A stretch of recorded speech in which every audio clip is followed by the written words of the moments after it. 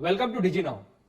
In this module, we will discuss about recent NEET SS recalls, that is NEET SS recalls from 2025.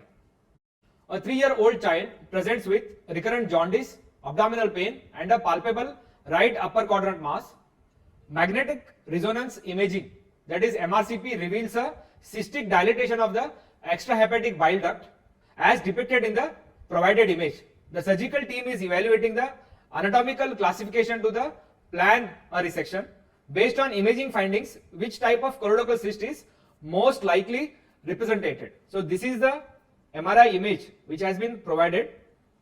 What are the options? Type 1A, type 1C, type 4A and type 4B. So what is the right answer for this question? The correct answer is type 1A. So type 1A is the correct answer. So this is the cyst which is appearing on MRCP is probably type 1A. Let us discuss about classification of cortical cyst. Cortical cysts are classified from type 1 to type 5. What is type 1 cortical cyst? Type 1 cortical cyst is seen in 80 to 90% of the patients and it is the most common type of cortical cyst. Type 1 cortical cysts are diffuse cystic dilatation. They are subdivided into type 1A, type 1B and type 1C. Type 1A, it involves entire supraduodenal CBD. Type 1B is segmental involvement of CBD and type 1C involves entire common bile duct. You can see in this image, type 1A, there is involvement of supraduodenal CBD. In type 1B, there is segmental involvement of CBD and in type 1C, there is involvement of entire duct. Coming to type 2 cortical cyst, they are found in 3% of the cases. They are found in 3% of the patients and they are basically diverticulum of the CBD. You can appreciate in this image, that is the type 2 cortical cyst.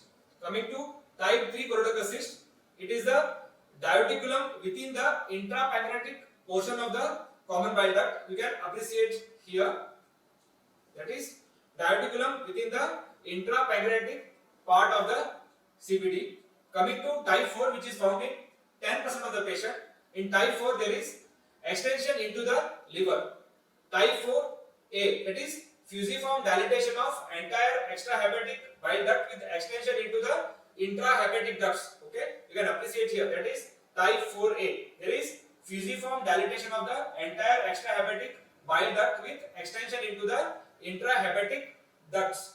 You can appreciate here, there is involvement of intrahepatic ducts. What is type 4B? There is multiple cystic dilatation involving only the extrahepatic bile duct. There is involvement of only extrahepatic bile duct, that is type 4B. Coming to type 5, there is cystic dilatation only in the intrahepatic ducts. You can appreciate here, there is cystic dilatation of only intrahepatic duct and extrahepatic bile duct is normal, that is type 5. The image given shows a solitary cystic dilatation of entire supraduodenal CBD which is consistent with type 1A cortical cyst. As we just discussed, type 1A is the most common subtype of cortical cyst which is seen in 70 to 90% of the cases, and the patients who are presenting with type 1 cortical cyst will require complete excision of the cortical cyst because otherwise there is risk of malignancy in these patients. Let us discuss again. Type 1A, there is diffuse dilatation of supraduodenal CBD which is seen in 70 to 90% of the cases. The management is complete excision. Type 1C, there is diffuse cystic dilatation of entire CBD. It is rare and the treatment is excision with Roux-en-Y hepaticojejunostomy. Type 4A, there is multiple extrahepatic and intrahepatic cyst which is seen in 10 to 20% of the cases. The treatment involves either extensive liver resection or liver transplantation. Type 4B, it is multiple extrahepatic cyst seen in less than 5% of the cases and the treatment is excision of affected segment or liver transplantation.